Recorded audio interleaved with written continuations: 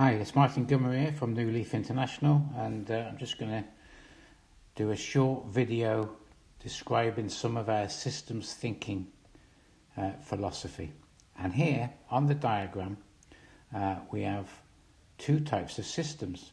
We have a soft system, and I'm going to use the human body as an example, and hard system, and I'll use a car as an example.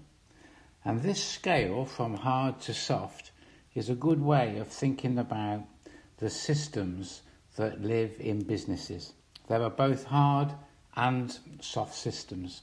And when we're looking to implement change, we have to consider whether we should focus our mind on thinking about hard systems, soft systems, or both.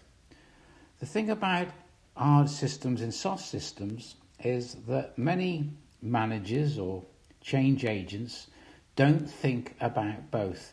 They exercise their brain, and their brain is stronger in one type of thinking than the other type of thinking. So people that are used to, let's call it hard thinking, accountants, engineers, people that see things in a very linear approach, see things much more as hard systems. And the hard system is an appropriate way of thinking about a production line or a flow chart of process in an organisation situation. But organisations themselves are much more like a human body. In fact, the word organisation, I believe it comes from the Greek, which is for the joining up of organs. So in the car example, if a rear axle breaks, you take it out and you put a new one in, and then the drive in the car is the same as it was before. And it's a very linear, logical way of approaching something. And although the car won't drive without a rear axle, all the other parts that are required are still intact. An organisation, however, is much more complex, and there's interacting activities inside each piece of the organisation. So if you just take the heart, for example, it's fairly obvious, but if there's a disease in the heart, then it affects the rest of the body. And this is the same in an organisation. Unlike the car example, where one thing can be replaced with another, when you look at the organisation as a complex interacting system of organs, then you see the complexity. So if you change something in the sales department, then it does literally affect the rest of the organisation.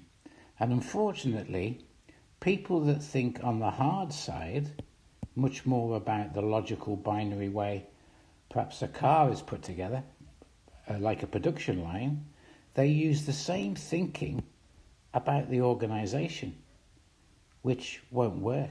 You can't just take out one part of the organisation and replace it with another and don't think it will affect the rest of the organisation. So, in consultancy and systems thinking, in making significant change in an organisation, the skill is being able to think like soft systems, hard systems, and importantly, be able to blend the two together. So when you look at an organisation, you're seeing some of the linear processes that need to be changed, but also you see the organisation and see the complexity that needs to change. And often, let's just take a manufacturing example, often it is not one or the other. You put linear thinking into making the changes on the production line, but the people element as a connection as well. So when we think about change, we need to broaden our mind and exercise our brain to think hard and soft, not one or the other. Thank you.